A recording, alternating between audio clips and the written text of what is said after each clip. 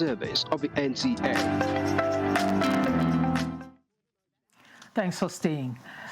A national policy forum of stakeholders held in Abuja is seeking to institutionalize the implementation of homegrown school feeding program as Nigeria targets 20 million children for sustainable economic growth and financial inclusion.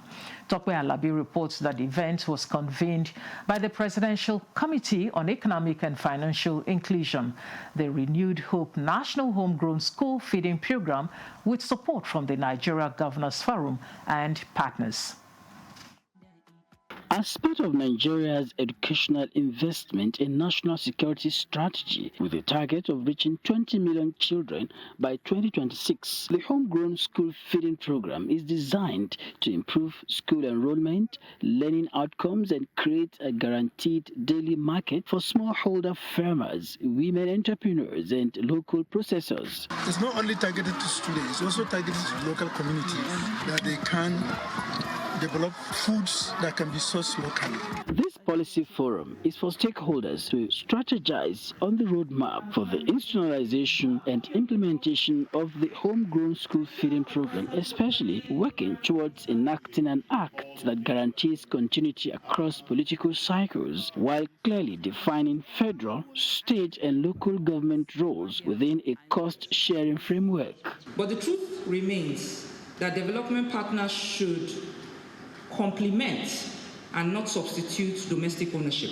So if we are feeding these children in primary 1 to 3, we are not feeding the early years, then we are missing something. So if we truly want return on investment, we must feed early years, primary 1 to 3, then primary 4 to 6.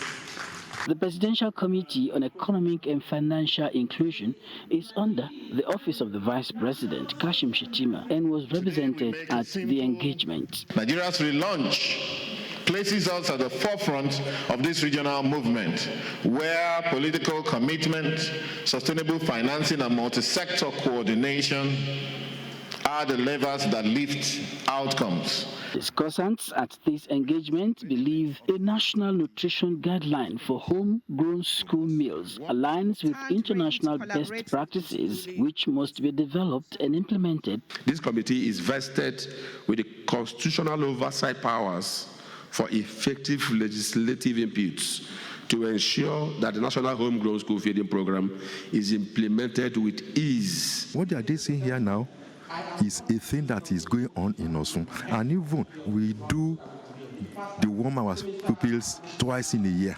The tone of it is quite serious and focused, so I see that we are ready for action. This conversation is basically to improve health and educational outcomes of public primary school pupils by providing nutritious midday meals using locally sourced farm produce. In Abuja, Tokwe Alabi, NTA News.